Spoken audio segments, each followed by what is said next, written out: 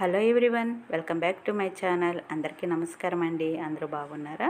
So ఈరోజు మరొక healthy recipe చేశాను. అదే వాము కారపొడి. ఈ వాము కారపొడి ఆరోగ్యానికి చాలా మంచిదండి. సో ప్రాసెస్ చూద్దామా? వీడియో అయితే స్కిప్ చేయకుండా లాస్ట్ వరకు అయితే చూసేయండి.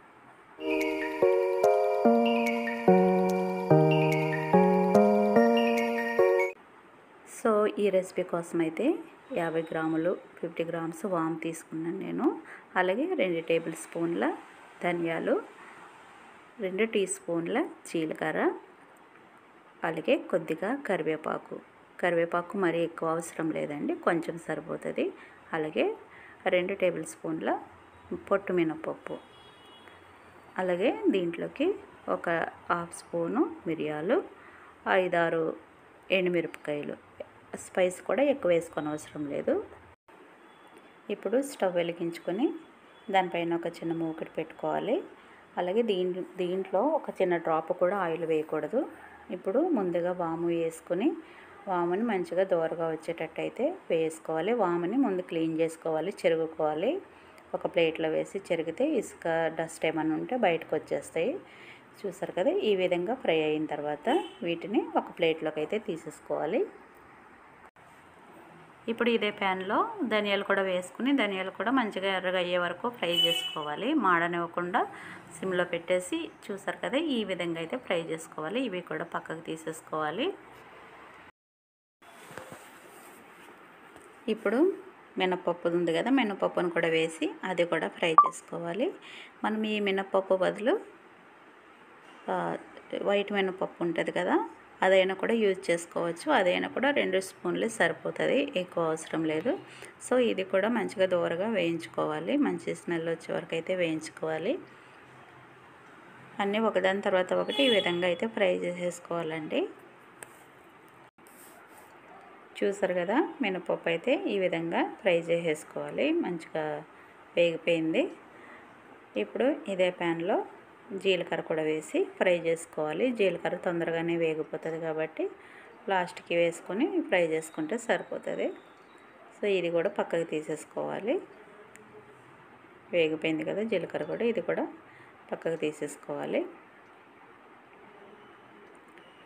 ఇప్పుడు ఇందులో కరివేపాకు కూడా వేసి ఫ్రై చేసుకోవాలి. కరివేపాకు కూడా ఆయిల్ ఏమీ అవసరం లేదు, పుట్టుగా డ్రై రోస్ట్ చేసుకోవాలి. పట్టుకుంటే స్మాష్ అవుతున్నాయి కదా, ఈ విధంగా అయితే ఫ్రై చేసుకోవాలి. పట్టుకుంటే పొడి అయిపోయేటట్టు వస్తే మనకి కరివేపాకు మంచిగా ఫ్రై అయిపోయినట్టు. సో ఇది కూడా పక్కకు తీసేసుకొని ఇప్పుడు ఇందులో లాస్ట్గా ఇంకా మిరియాలు, ఈ మిరియాలు కూడా ఒక్క నిమిషం అట్లా ఫ్రై చేసేసుకుంటే, చేయకపోయినా పర్వాలేదు, అన్నీ వేయించాం కదా, ఇది కూడా కొంచెం అలా వేయించేసి తీసుకుంటే సరిపోతుంది. ఇప్పుడు దీంట్లోనే ఎండుమిరపకాయలు కూడా వేసుకొని ఇవి కూడా ఫ్రై చేసేసుకోవాలి. దీనికి ఈ కారపొడికి ఎక్కువ కారం అయితే అవసరం లేదు కాబట్టి ఇవన్నీ అయితే సరిపోతాయి. ఇప్పుడు ఇవన్నీ కూడా ప్లేట్లో కొద్దిగా చల్లగా ఉండనివ్వాలి. ఇప్పుడు ఇవన్నీ కూడా చల్లగా అయిపోయినాయి. ఒక మిక్సీ జార్ తీసుకుని అందులోకి అయితే వేసేసుకోవాలి. ఇది ఇండైజెషన్ అయినా అలాంటి టైంలో, కడుపు నొప్పి వచ్చిన టైంలో ఇట్లా ఈ పొడి ఒక ముద్దలో వేసుకొని తింటే కనుక మనకి కొంచెం ఉపశమనం కలుగుతుంది. సో ఇది మంచిది కాబట్టి అప్పుడప్పుడు కొంచెం తింటే ఆరోగ్యానికి బాగుంటుంది. అలాగే దీనికి సరిపడా సాల్ట్ కూడా వేసుకోవాలండి.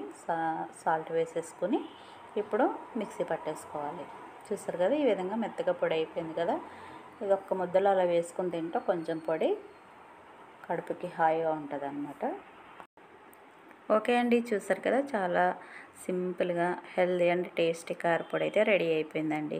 ఇది పెద్దవాళ్ళు పిల్లలు ఎవరైనా తినొచ్చండి, నో ప్రాబ్లం ఏమి ఉండదు. పెద్దవాళ్ళు మాత్రమే కారపొడి తినొచ్చు, పిల్లలకి కడుపులో మండుతుంది అని కట్ట ఏమనుకోని అవసరం లేదు. ఎందుకంటే ఇందులో మనం స్పైసెస్ ఎక్కువ ఏమి వేయలేదు కాబట్టి కారంగా ఏమి ఉండదు కదా.